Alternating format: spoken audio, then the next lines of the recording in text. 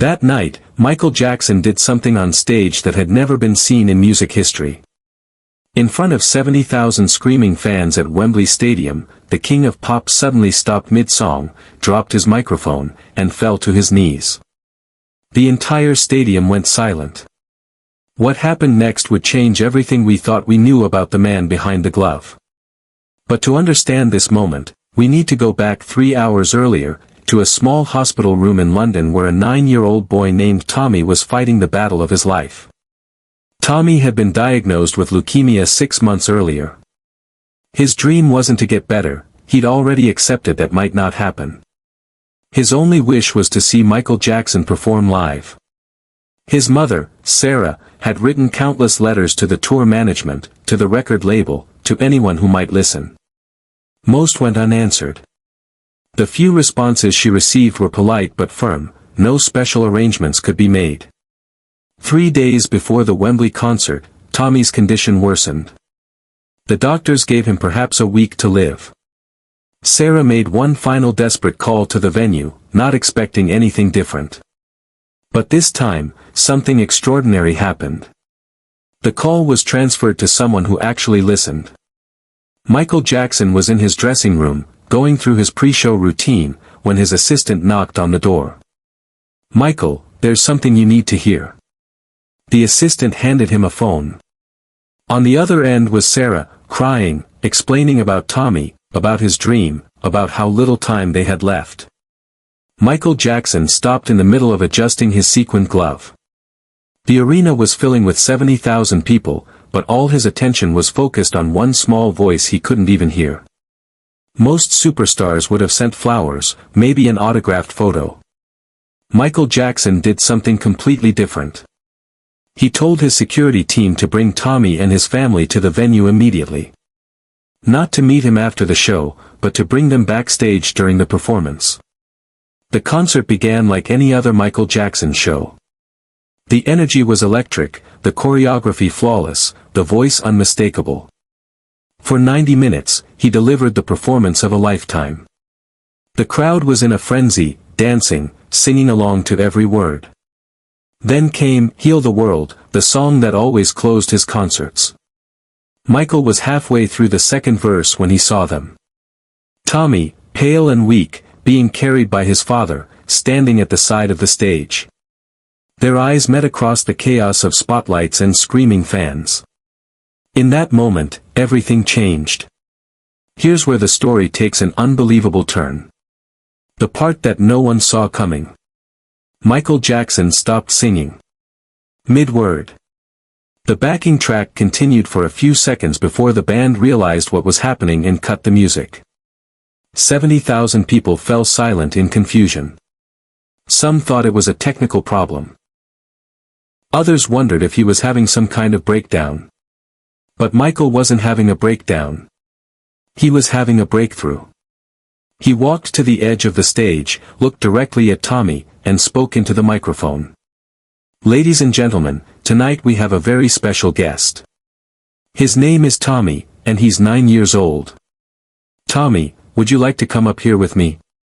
Security helped Tommy onto the stage. The boy could barely walk, but his face was radiant with joy. Michael knelt down to Tommy's level, took off his famous sequined glove, and placed it on the boy's small hand. What happened next left everyone in the stadium speechless. Michael began singing "Heal the World" again, but this time it was different. He wasn't performing for 70,000 people anymore. He was singing for one boy. His voice cracked with emotion.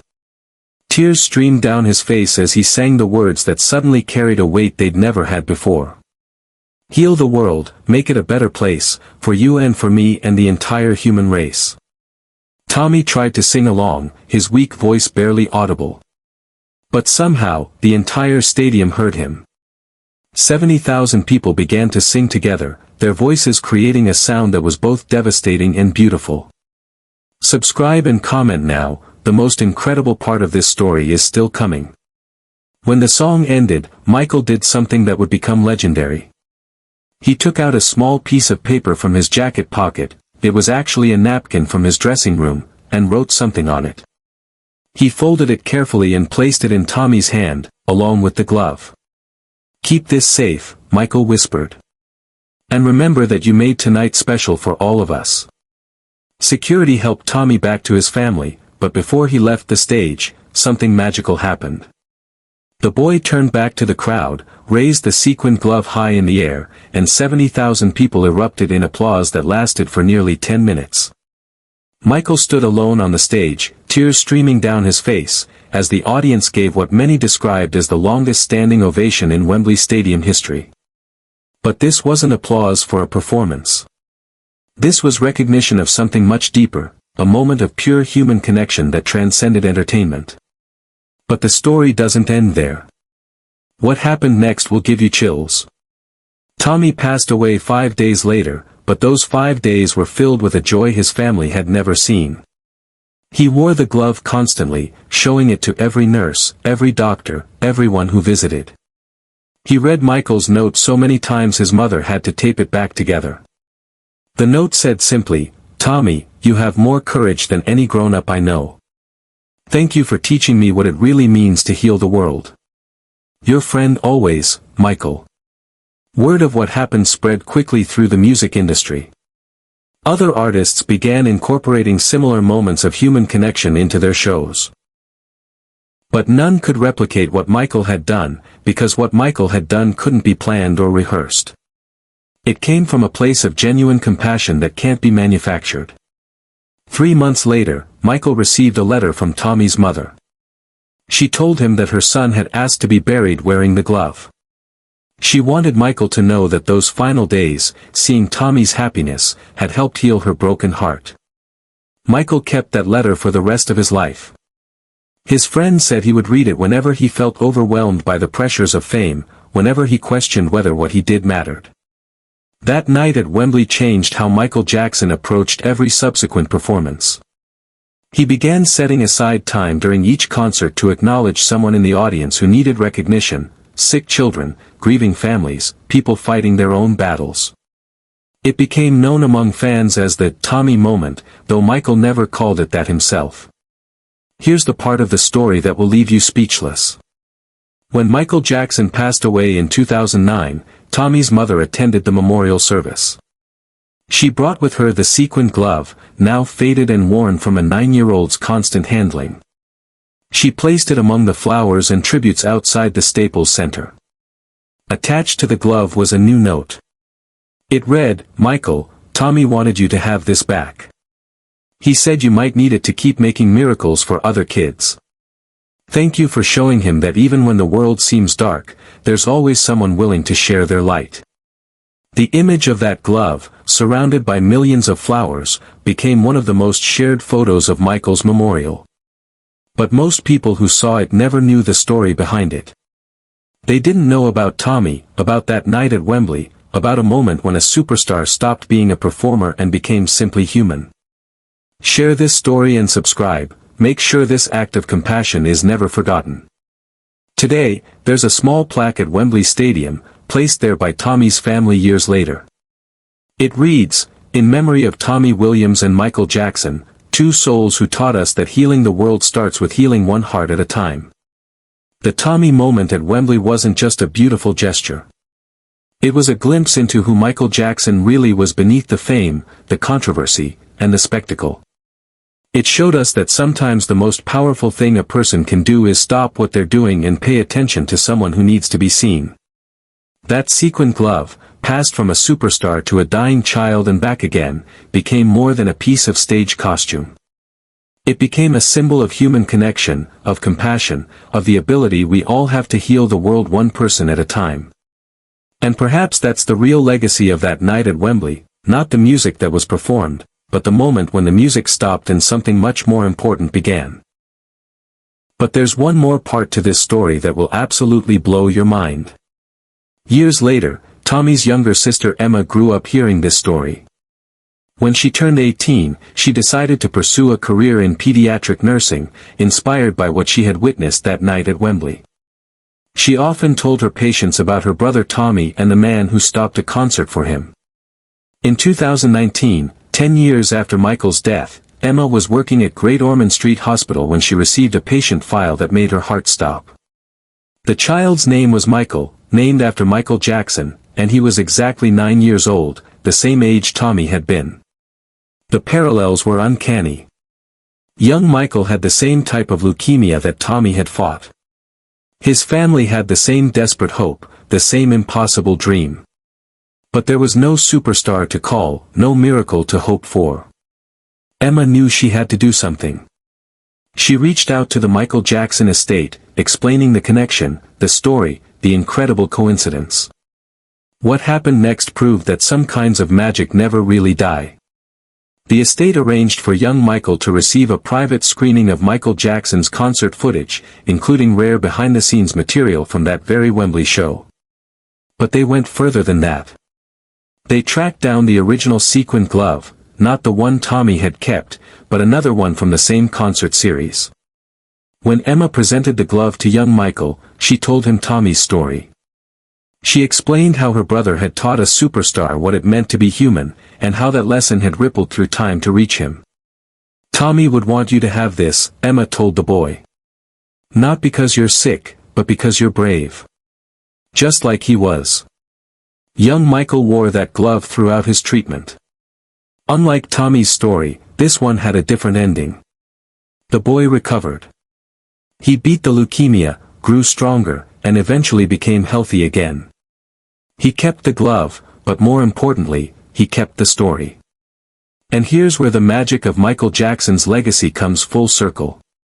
When young Michael turned 16, fully recovered and healthy, he started visiting children's hospitals. He would bring the glove with him, tell Tommy's story, and remind sick children that they weren't forgotten. He had learned what Tommy had learned, what Michael Jackson had known all along, that healing the world really does start with one person at a time. The ripple effect of that one moment at Wembley continued to spread. Emma established a foundation called Tommy's Glove, which provides comfort items and experiences for terminally ill children. Young Michael became a spokesperson for childhood cancer research. The story that began with one dying boy's wish had become a movement. In 2022, Wembley Stadium hosted a special tribute concert for childhood cancer awareness. As the evening concluded, Emma took the stage. She was joined by young Michael, now 18 and cancer-free. Together, they told the story of that night in 1987, of Tommy, of the glove, of how one moment of compassion had created a legacy that was still growing. The audience of 70,000 people, almost the exact same number who had witnessed the original moment, stood in silence as Emma read from Tommy's diary, entries he had written in those final days.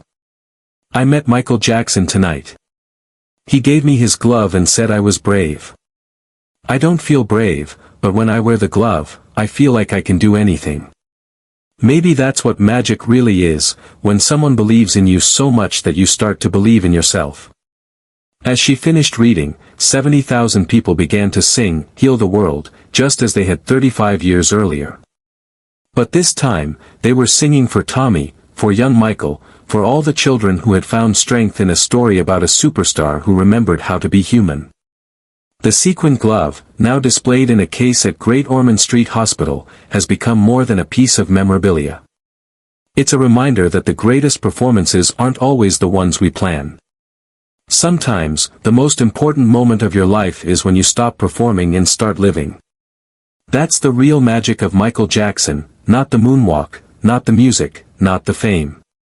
It's the reminder that we all have the power to stop our own performances, to see the person in front of us who needs to be seen, and to heal the world one heart at a time.